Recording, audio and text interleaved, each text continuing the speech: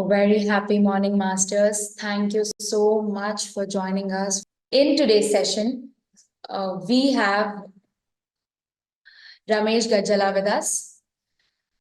Let us all welcome him with a open heart and a quiet mind, and let us be open to new learnings. Okay? I welcome you, sir. Let me give a brief introduction about you to our audience. He is originally from India, relocated to Germany in 2016 with his wife, Madhu. A mechanical engineer by trade, he was first introduced to meditation by his father in 1998, and he was since maintained a deep curiosity about its practice. Witnessing numerous benefits through regular meditation, both personally and within his family, Ram recognized his life's purpose while residing in Egypt in 2010.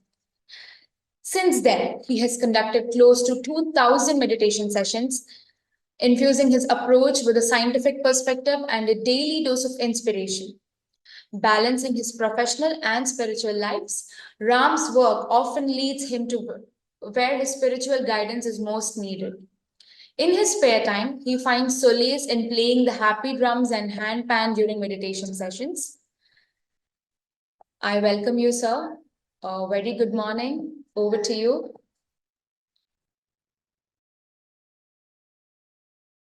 Thank you. Thank you, Yamini ji. And namaste, everyone. It was such a wonderful music meditation, very pleasant. Thanks a lot for inviting me and having me. So this is the 13th day, Yamini ji.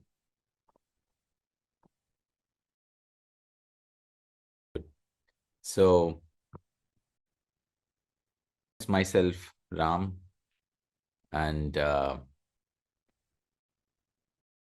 connecting to you all from Germany. I started the practice of meditation while I was a school-going kid, thanks to my father. And seeing his practice of meditation and the changes he started experiencing in his life caught my curiosity. Then eventually I became, a student of meditation. Great changes I witnessed, great benefits I experienced, and it had become eventually a daily habit, a habit where, my day would not end without sitting into meditation. So with regular practice of meditation, I realized life is simple, life is beautiful. Then in 2010, I felt, that which is helping me a lot can't just stay with me. I have to speak, I have to share. And that is when truly a different level of experiences came into my life. So since 2010, myself together with my wife, Madhu, we both spend our time in sharing the practice of meditation. So it brings me joy as well to be here together with you all, and particularly that I have a friend whom I have met years ago. He's as well here, so very, very happy. So friends, inner nature and outer nature, a very beautiful concept. And I was just contemplating on this topic and few thoughts came in. Although we are speaking about two different aspects, the inner nature and the outer nature, however, there is only one nature, isn't it? Nature is made the same way everywhere. We can't just differentiate and separate and put things into two boxes. They are the same. Inner is equals to outer. Different terminology, yet they are the same. If we just, for time's sake, we just keep them separate, we can only say they are closely interconnected. They are interdependent, or the other way, the inner creates the outer. The other way to say is inner is the creator, outer is the creation. As inner, so is outer. There is a great statement that says, Jaise drishti, vaise srishti, which means exactly this, that how we are inside is what we are seeing outside or creating outside. So to change the outer, or to change the outer reality, we have to tune from inside. So what is tuning or working or connecting to the inside? What is happening? What is happening is we are constantly learning new things. As we constantly learn new things, there is also a process of constant unlearning. So life is a continuous process of refining the inner. The more we go inside, the more we realize this. We become constant students, a sincere students of life. We see people around and we listen to their statements, life is too difficult. It is because certain truths of life have not yet been realized or experienced or put to practice. However, if meditation was not in my life, I would have probably said a similar statement. But because meditation came into my life, I have experienced certain things, and then I realized that we are constantly creating our own realities. And it is all dependent upon our own self. Everything else that is outside, that which is inside, is the core, is where the creation, the creator is there, from where the creation is happening. So being a constant student, being a sincere student, a constant learning, unlearning, relearning. So today's topic I was asked to share is about being a sincere student, life's sincere student. So what is a sincere student mean? How can we become sincere student of life? How can I say I am a sincere student of life? What are the qualities?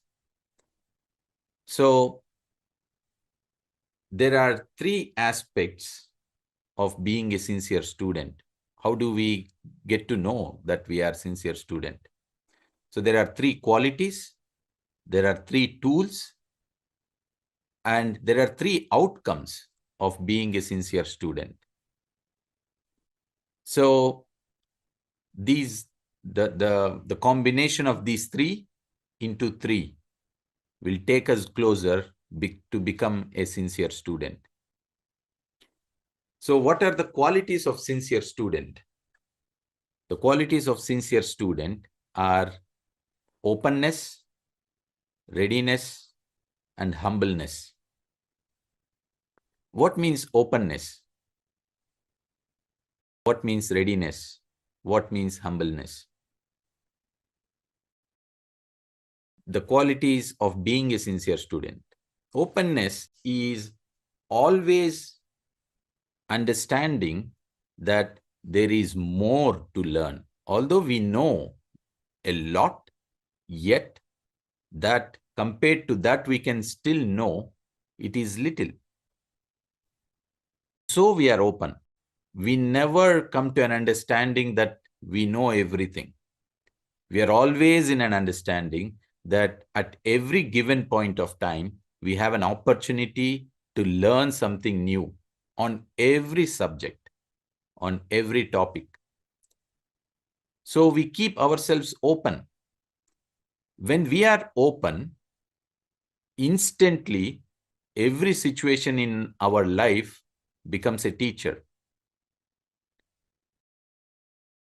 Every situation, which means those situations, particularly which are creating uneasiness in our life, which are difficult in our life. So, openness is very, very important. We have to be very open. The person who is creating the difficult situations in our life, we realize when we are truly open that he or she is the greatest teacher. A situation that is so very difficult suddenly becomes a greatest teacher. A person we never expected suddenly becomes his greatest teacher. A stranger we meet becomes a greatest teacher.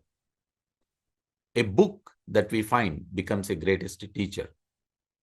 So, being open is a fundamental quality of becoming a sincere student. And then the second one, readiness. We should always be ready. We should always be aware. We have 2 ears. We have to have them fully open. So, we should listen in a way that everything that is coming in our way is going to help us.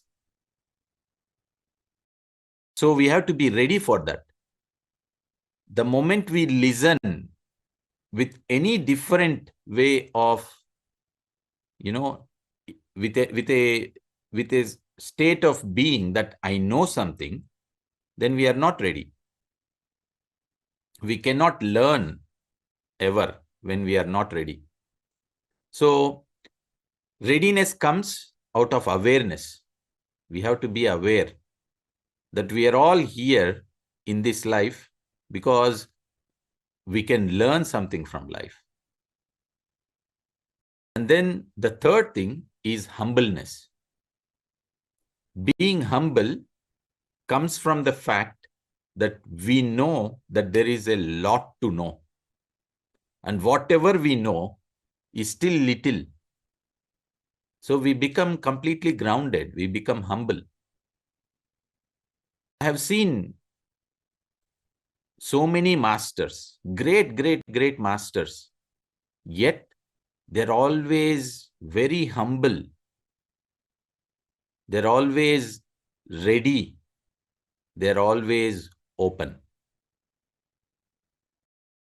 Many PSSM masters I have seen. I have seen Patriji many times. Although he is such a great master, yet he is always open. He is always reading books. I used to wonder, with all that he knows, why he is constantly reading. Because he himself is a sincere student and he's inspiring all of us to become a sincere student. He's always ready to listen to everyone. When someone is speaking, you can see his readiness, how sincere, how aware he is. He's fully with them. So every spiritual master, if you closely observe them, when you read their autobiographies, for example, autobiography of a yogi, if you read that book, Paramahamsa Yogananda, you will find these 3 qualities: being open, being ready, being humble. Yesterday, in evening session here in Germany, there was one of the masters, Master Ruchiji. She was speaking about autobiography of a yogi. And in that book, yesterday's sharings were about when Paramahamsa Yogananda ji meets Mahatma Gandhi. And there, Paramahamsa Yogananda ji, he asks Mahatma Gandhi various questions. he asks, Swamiji, tell me something. He was already a great master by then. Went to West, had acquired lot of wisdom, knowledge through his practices of Kriya Yoga. Had done so much service in the West. And then when he met Mahatma Gandhi ji, he was there ready. He was there open. He was there so very humble, because he, again, is saying we have to be a sincere student, and he was so. So these are the qualities of a sincere student: openness, readiness, humbleness. So I invite all of you to contemplate on these qualities, because unless and until we don't become a sincere student, we miss so many opportunities in our life, opportunities to learn, opportunities to excel in any given field, not just in the field of spirituality. So write these three qualities and just contemplate upon your own life. Were there any occasions, situations where I was not open? Were there any situations, occasions where I was not ready? Were there any situations, occasions where I was not humble? And whatever comes to your mind, as you contemplate on these thoughts, the moment you witness certain situations, occasions in your past, you are already making a change within yourself. You are changing your inner nature, and you will notice very soon your outer nature, the manifestation of your inner creation, inner creator, manifests a different reality outside. So contemplate upon these three thoughts, these three qualities. Now the second three things. How do, what are the tools to become a sincere student? Which means, what is it that helps us in acquiring these qualities? There are three tools. Number one, meditation. Number two, reading books. And number three, listening to others. You see, wherever you go, they come back to these basic principles, which is meditation, reading books, and listening to others. So meditation is, it prepares everything, changes everything. Meditation is the base. Meditation is the starting point. So we have to inculcate meditation. We have to become true, sincere students of meditation. Just like when you are a student, you regularly go to school, regularly go to college. As sincere students of spirituality, as sincere students of life, we have to go to meditation regularly. How regularly? Every day. Not once a week. If you go once a week to meditation, forget about being a sincere student.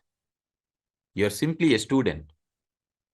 But we are talking here about being a sincere student, which means you have to go every day to meditation. We have to sit daily into meditation. So daily meditation is a must. There is no excuse to that.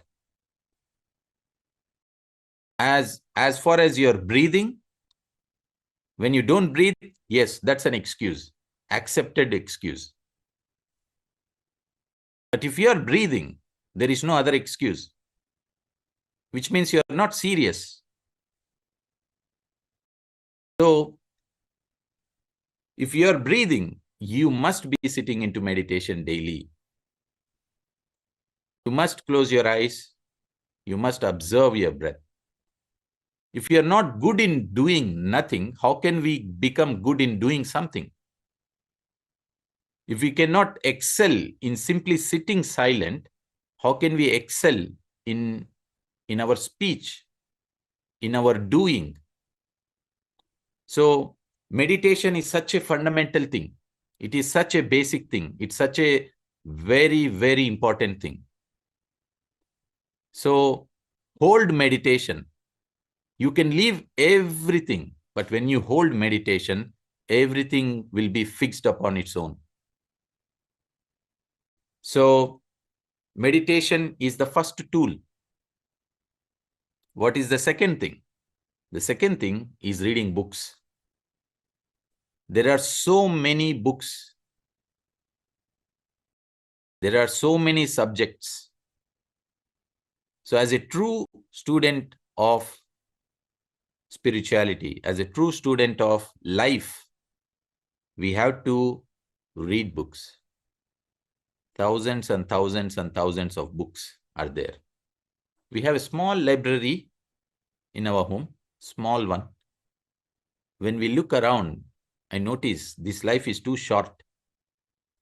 There is so much that we can learn, so much that we can, we have this beautiful opportunity, wonderful books. Every book is an essence of a great master's full life experience. So we are so fortunate that just by reading one book, we can learn what a spiritual master would like to share by living his whole life. Isn't it wonderful? If we read just this book, small book, we will know everything of the life of Paramahamsa Yogananda ji. Like that, so many books. So the more we read, we are naturally becoming open. You remember the qualities of being a sincere student? So we become open because we understand that there is so much that we can learn. So there is no escape. If we want to be a sincere student, we have to be reading books. Choose a book. PSSM masters, if you ask anyone, they will tell you hundreds and hundreds of books. Choose the title that calls you the most. Start reading. Spend 5 minutes every day. Read one page every day. So with little effort, we can bring great change within our own life. So the second one is reading books.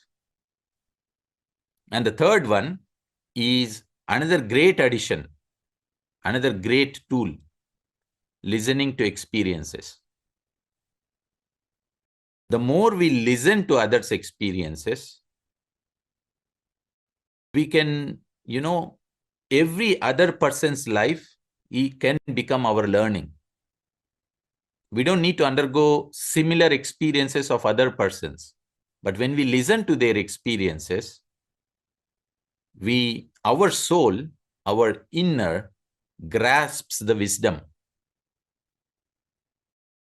So we have to meditate so that our soul becomes like a sponge to grasp the wisdom of the books, to grasp the wisdom from the other people's experiences.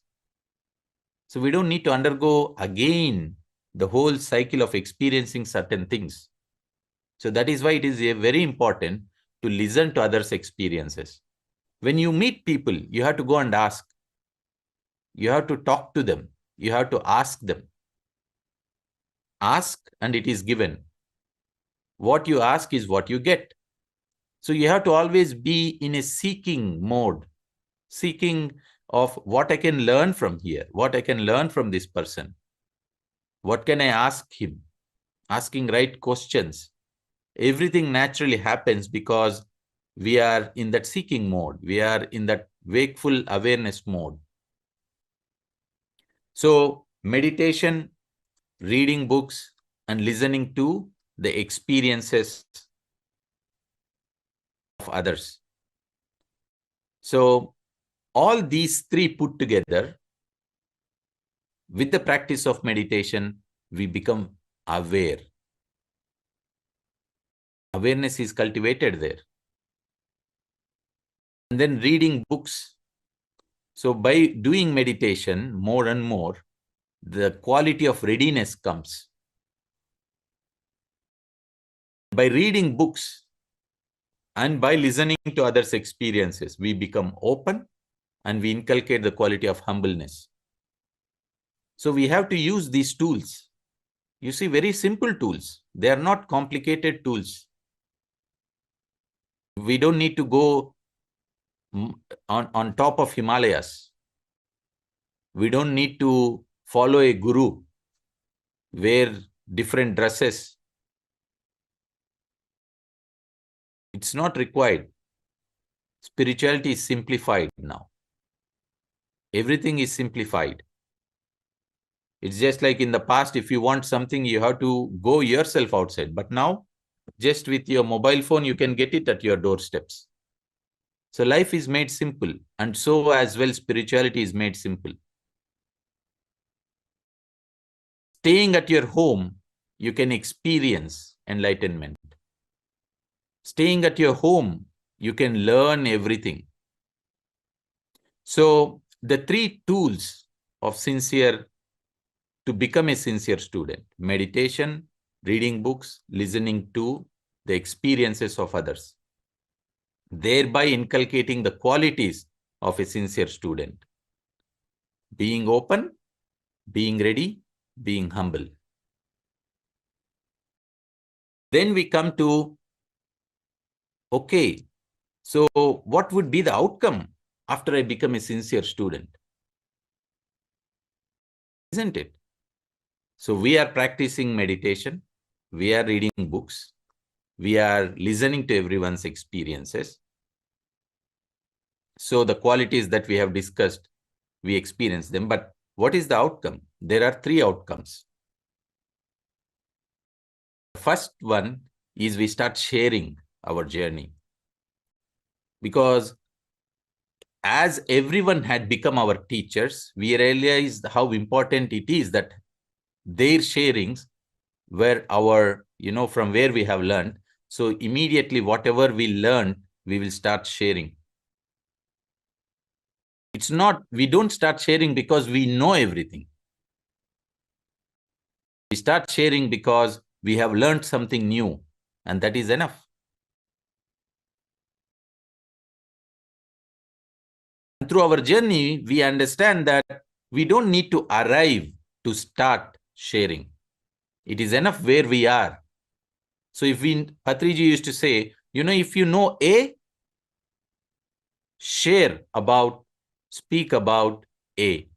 If you know B, share about and speak about B. I don't know many things, but whatever I know, I will share. That's my responsibility.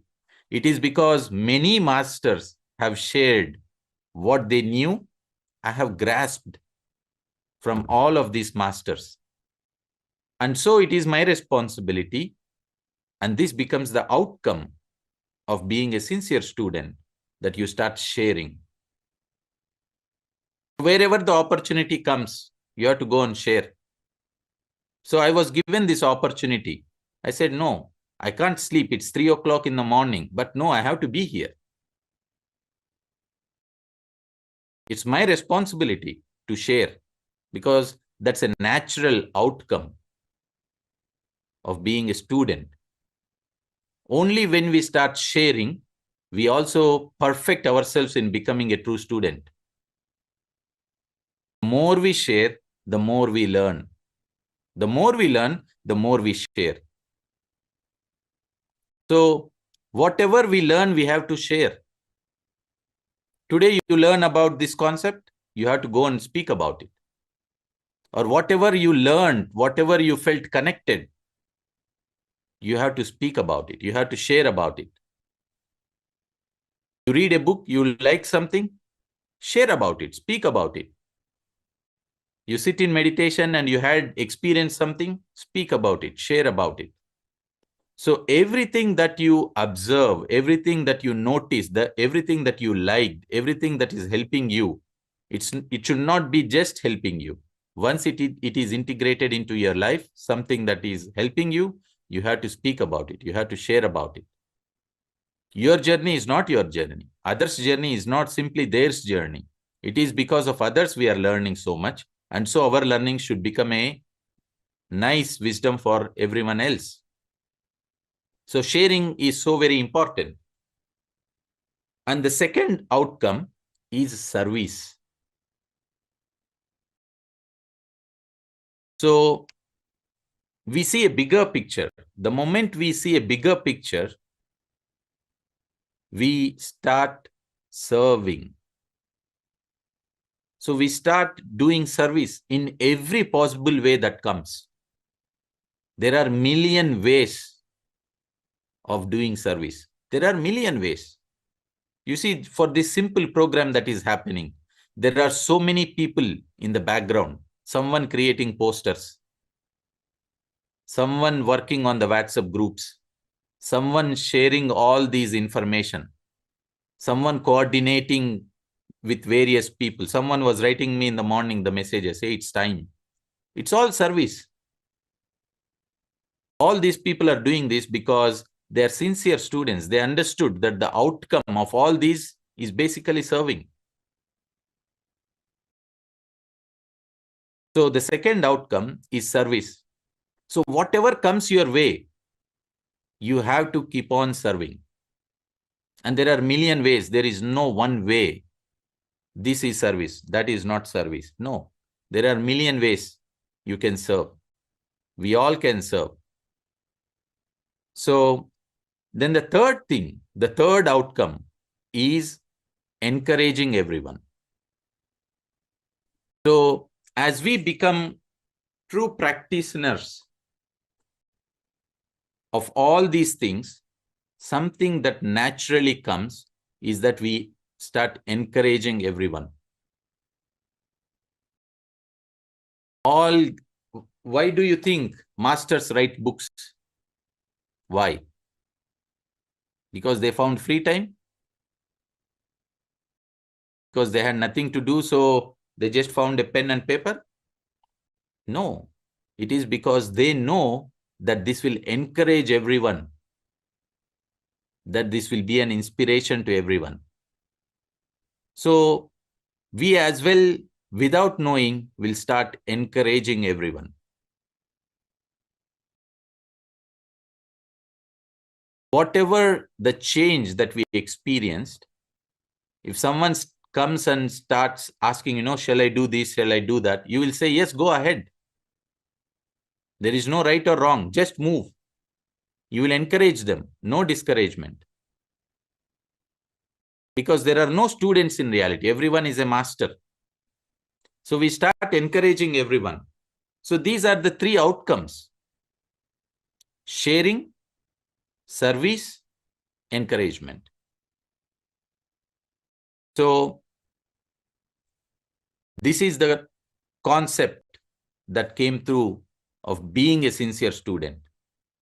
The qualities of a sincere student, the tools of a sincere student, and the outcomes of the sincere student. You like it? So now, if you just take any spiritual master that you have come across, any spiritual master, and just look through their life, and you see, and you will notice these qualities in every spiritual master's life. So all spiritual masters, they were sincere students. All spiritual masters are sincere students. You name a master And yes, you will say, yes, he is not just a master, he is a sincere student. He was a sincere student. So that should inspire us as well to become sincere students of life, sincere student of spirituality. So this is what I thought of sharing today. And I would like to thank for giving me this opportunity. You know, all these PSSM masters are sincere students of spirituality, sincere students of life. Patriji was my greatest inspiration. And I was so fortunate to observe him so closely, to spend time with him. And that had changed my life. And all PSSM masters are inspirations, are, how do you say, those who are following whatever that came through him. So PSSM guidelines, PSSM principles, Patriji's life, all spiritual masters' life inspires us to become a true student, to understand that by inculcating all these things, we realize that inner is the creator, outer is the creation. Although there are two terms, inner nature, outer nature, the inner is the creator, the outer is the creation. We start refining, jaise drishti, vaise srishti, means how we are from inside is how we are manifesting outside. And we start creating our own realities because we understand we are creating our own realities. So thank you, masters. Thank you, sir. Thank you so much for the wisdom that you have shared. We will all inculcate the three qualities that you have mentioned, the openness and the readiness and the humbleness. Thank you so much. Guys, if you have any kind of questions, please text in the chat box. And if you're watching us live on YouTube, then use the comment section. And the chat is open till 10:30 on WhatsApp. You can text there as well. Sir, will you please suggest few books to youngsters? There's a question in the chat box. So I can suggest you what I read as a youngster. As I said, there are thousands of books. Just, if you just Google PSSM recommended books to read, you will find thousands and thousands of books. So just go through these titles, and some title triggers you. Oh, this looks interesting. And that is the book you have to read. So generally, we think we can choose a book, but it's the contrary. Books choose you. You will notice that when you simply just take a book and start reading it. So there are so many books. What books I read that really inspired me were all the books of Dr. Brian Weiss, Many Lives, Many Masters. That kind of changed a lot within me. So that was one of the books, Many Lives, Many Masters. And then, yes, Autobiography of a Yogi. Then The White Book by Ramtha, Conversations with God. Then there is When You Can Walk on Water, Take the Boat. So Mirdad. Then Prophet. So there are so many books. So just talk to any of PSSM masters. They will share you a big list of books. Just go through, pick any book that you that inspires you, that connects you, that triggers your curiosity, and that's your book. Hope you got your answer, Harshita. The next question is, can you share something about music and how it impacts meditation? So music meditation. So basically, when you play music, it brings you a joy, isn't it? It changes our moods when we play certain music. So music has a direct impact on our brain waves and on our thought patterns. If we go to the roots of music, indeed it is created in a way that it helps calming our mind, that it helps in order to go deeper into meditations. So music must be used for meditation. Play instrumental music and experiment with it, and you experience the difference with music, without music. So Patriji always used to say music meditation is 3 times more powerful. He used to say pyramid meditation is 3 times more powerful. Group meditation is 3 times more powerful. Nature meditation is 3 times more powerful. Full moon meditation is 3 times more powerful. But Sir had said, but how do we experience it? We have to try it. We have to experiment it. Again, it goes back, the readiness to experiment. So do not take my words. Don't take any master's words. You listen to them, but only accept them because you experienced them. So experiment with everything that you listen to. These are not something, you need to go on, as I said, on a hermit and practice. No, you're sitting in your home, play the music and try it. Someone says pyramids give you energy. Do you simply accept it? No. If you simply accept everything, you're not a sincere student. You have to experiment. So it's like, when you go to a class and the teacher tells you all the equations, you don't stop there. You solve your own problem. And so it is the same when you are said that, music meditation is 3 times more powerful. You have to experiment with it. You have to try it.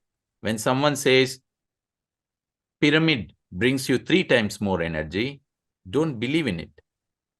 Try it, test it, experiment it. Then you can say the same because you have experienced it. Thank you so much, sir. I have a question like reading books. Suppose you start a book and you are not means you are not interested on that book. So how to proceed with that? Suppose 10 years back, I went to one of my friend's house. There I saw this autobiography book, yogi book. Then simply I just read some pages, maybe 20, 30, but I didn't get into that because I didn't feel it's interested to me. But I heard about that book. Many masters I heard, but so why that book is not interesting me, and how to get interest on those books? What to do? Okay, so 2 things. If you don't like a book, you can do 2 things. Keep it aside, choose a different book. Okay. Every book carries some information, some wisdom. If something is not picking up your curiosity, is not, you don't feel connected, keep it aside. For time being, it is not for you. Or the second option, you just skip that part and continue reading the other part. Okay. Again, the most important thing before reading books is meditation. You must be meditating. If you do not meditate, how many ever books you read, it is going to help only little. So meditation is the key. Then I will get interested while reading. Everything changes, madam. Everything changes. Okay. It's like you have all the ingredients. You put in a vessel, you put the oil and you're stirring it. But there is no heat. You did not switch on the stove. Will you cook the food? No, that is first thing. That is meditation. Switch on. Okay. That is meditation. So you have to meditate. then all these, vegetables, everything that you put in the vessel will turn out into a dish. Then Meditation and read books. why I have to do meditation before reading books? See, this meditation just maybe few years back come into my life. But before that, I have read lot of autobiography of Gandhiji. It's very interesting. Without meditation also, it's interested. Abdul Kalam books, it's interested without meditation also. But only certain type of books is I don't know. I'm not able to connect it. Yes, you meditate, and then you will find the books that will change as well. The integration into ourselves when we meditate and read books is different. Okay, Okay, sir. the Thank you, sir. integration into our life. I'll try that. Thank you. Thank you. There is no trying again. These are not right statements. You have to be very careful of your words. How can you say try? Is it something undoable? What is that word try? You Try have to means be careful of your words. There is nothing called trying. You do or you don't do. There is nothing called trying. You have to say, I will do. That's it. Or you say, I don't do. Both are fine. But trying is not fine. Trying is not okay. Okay, sir. You can simply say, I will do it or I don't do it. Both are fine, but not trying. Right. Yes. Okay. I will do it. There's another question from Harish Chandra. What are the obstacles that you have faced while following the 3 steps in your practical life? What are the obstacles is laziness. So laziness was as well in my life. But what to do?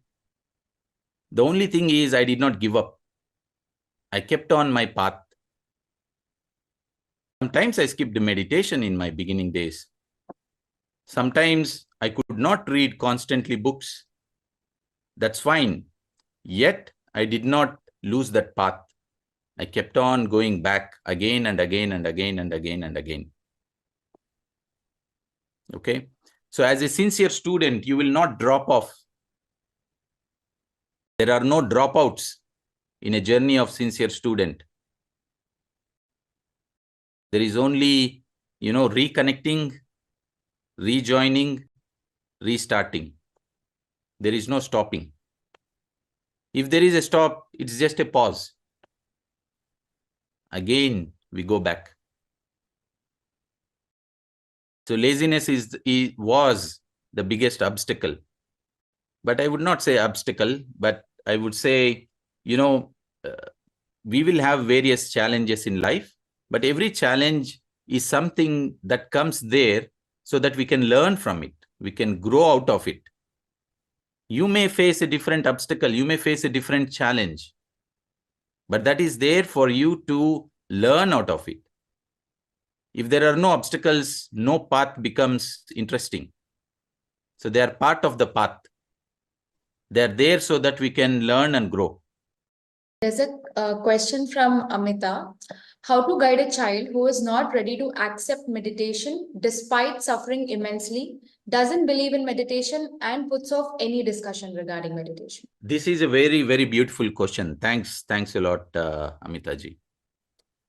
There is a lot we have to learn, first of all, about our own self. Conscious parenting is a great, great, great thing to learn about.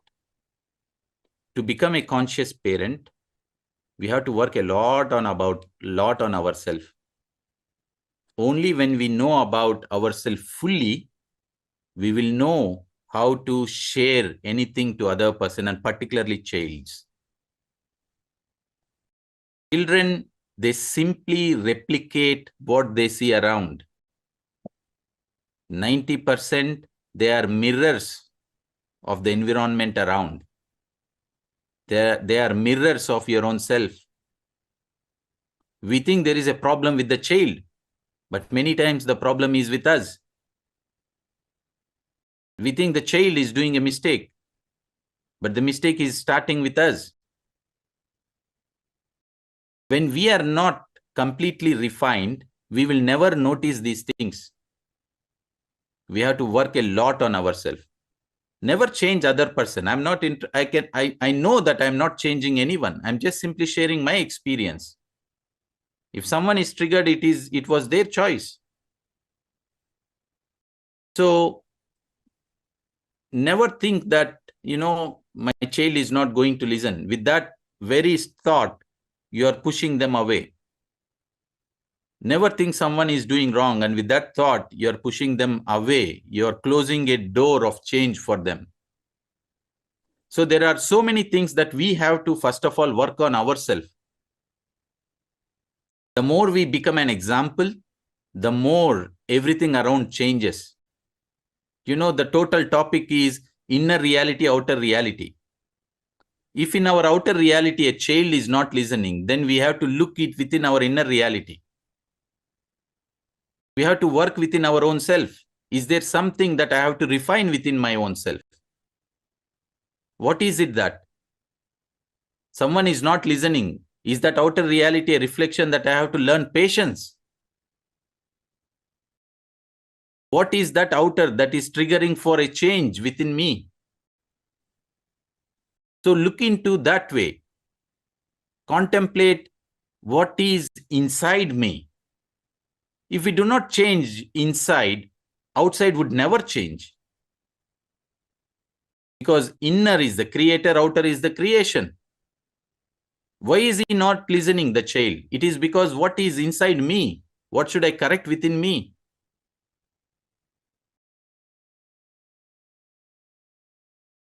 Thank you, Amitaji. Beautiful question. There is a lot about conscious parenting, a lot that we can learn from children, Generally, we think as parents that we know everything and we have to teach children, but they are there to teach us. They are perfect masters. So when we become sincere students, we recognize them as masters. And when we truly learn from them, you will notice that they are already different kids. Sir, can you please tell us about your spiritual partnership? Spiritual partnership. Yes. So it's about, we all live and we like to live in true freedom. And partnership should always survive in a space of freedom. In a space of freedom, freedom means the only relationship between two people should sustain and evolve with an emotion of friendship. So there is nothing called husband and wife. There is nothing called mother and child. There should be, only friendship. Friendship should be the base of every relationship. Only then every relationship becomes beautiful. Even the relationship, in your office, it should be based primarily on friendship. Or else you cannot work properly. You cannot.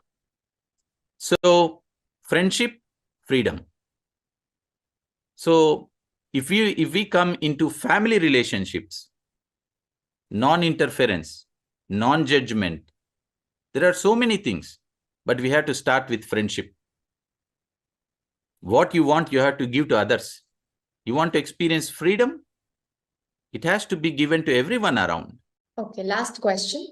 Share with us an unforgettable moment with Patriji.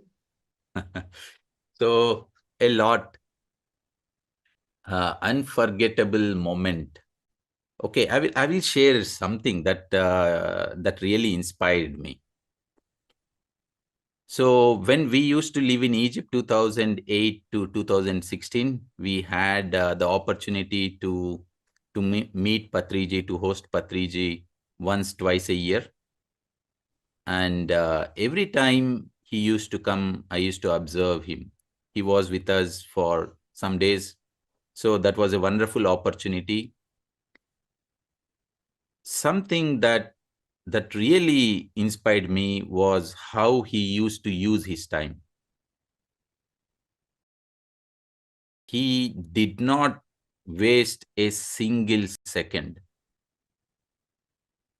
For the first time, 2010, when we had the opportunity to host him, although I saw Patriji many times on stages and in his trips to Kadapa, but I never had the chance to spend long time. In my first trip, in his first trip, and we were there, and I was thinking, how is it possible? I thought maybe he's acting because he's outside. But then I realized in every visit that, not a single moment he wastes.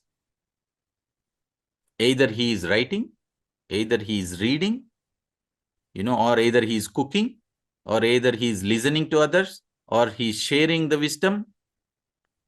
A single moment wasted, I have not witnessed. So that's for me something unbelievable, inspiring, touching, changing. So that is something. And second thing is how equally he treats everyone.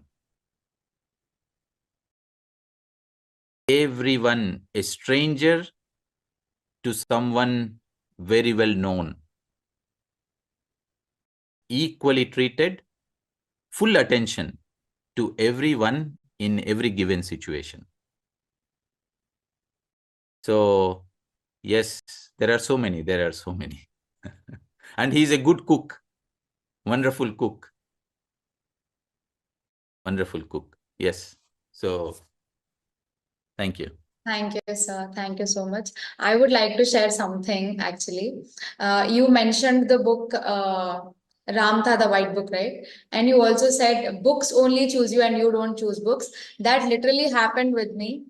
That book was in my house, in my shelf, the entire life. But then I never really read that book. My father and my mom, everyone read that book, but they never suggested me. They never asked me to do meditation. They never asked me to read a book. But they used to do things. One day I automatically started that book, and I would definitely say my life before reading Ramtha and my life after reading Ramtha. There's a drastic change. Thank you, sir. Thank you so much. I will share about this Ramtha book. That was probably my initial 10 books, I would say. So that book someone gave, and then I liked the book itself. Everything was white with the golden letters, the white book. And I started reading, like Madhaviji earlier was mentioning, it is difficult sometimes. So I was, sometimes there were certain topics that shaken me, because there were so many belief systems ingrained within me. As I was reading them, they were all collapsing, and sometimes it was shocking. Sometimes I was rejecting. Sometimes I did not understand. So there were so many phases in that book, and I used to stop reading that book, keep it aside. Few days, again I said, no, I have to go back. Again, I used to take the book, and then sometimes I used to skip some pages and then continue from the next page. And I did not give up on that book. I said, I want to read it, because I noticed that, as you said, Yaminiji, that, it was changing me. It was, I would not say changing, it was a kind of feeling of liberation, a feeling of, giving great, immense joy from inside. So I used to go back. It took me, I don't remember, probably 7 or 8 months to finish that book. Yeah. And I noticed, as you said, I was a different me after completing that book.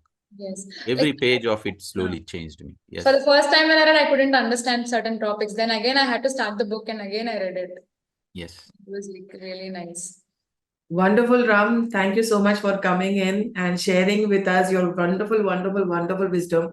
I always like listening to you. I, admire the work both of you are doing. You and Madhu, both of them. They are fondly called as Madhuram. So Madhuram. So both of them, such wonderful souls, such beautiful, pure souls. I must say, he's so very calm and composed, and very balanced person that I learn a lot from him every time I visit him or every time I listen to him. So thank you so much for coming in here and gracing us with your presence. And it's something that I learned today from you that really, changed a little bit of my perspective. It's that, we live our life, we face challenges in our life, we experience life so that we can be an inspiration to someone else, so that we can share our challenges, our whatever that you call. Some people may call it suffering, some people may call it something else, but everything is an experience that we are experiencing right now, and we go through that experience so that we become a book for others. We become some pages of your textbook for others. So that is what I have learned today from your session. And also another thing that I've learned is that only when you become a student, you become a master, and only when you become a master, you can become a true student. So both go side by side. Everything is in so much of resonance. When you come into spirituality, everything makes sense. Probably maybe not now, but slowly it will make sense. And as you said, patience is something that we all need. Patience is really something that we all need. You don't have to understand everything right now. You don't have to get answers right now. Immediately, no. That is our thing that, we want to get answers. We want to get issues resolved or something like that. Be patient. Patriji always says, slow and steady wins the race. So just keep a hold on that. Be patient with yourself. Be patient with others, as Madhuri madam has said just now, and be patient with others. See, everyone has a learning curve. Everyone has a learning curve, and we need to understand our own learning curve and also respect others' learning curve. Let's give space to others for their learning curve. Let them learn at their own time frequency. So everyone has a syllabus for us to learn each and every incarnation, if we have to say. Everyone has a different syllabus. It doesn't have to be that they have to have the same syllabus as you are having. Everyone has a different syllabus to learn. So it's okay, no problem. You learn yours, you let others learn theirs. That's the space that we need to hold for each other, I guess. So thank you so much, Ram, for coming here. So wonderful to see you after a long time. I can't be grateful enough for you to come here. Thank you so much, Ram. Thanks a lot. Thanks a lot, madam. So Akka, as I call you. So it's a great joy, and thanks for this opportunity. All the wonderful work you are doing, you are inspiring, is as well a great inspiration that we see, we learn, and we also replicate these things. So thank you. Very grateful. Thank you. Thank you so much. Thank you so much, sir. Now, let us get into the next segment of our session. So that's the session. With this, I would like to conclude. See you tomorrow with another wisdom session. Do not forget to like, share, and subscribe PMC English.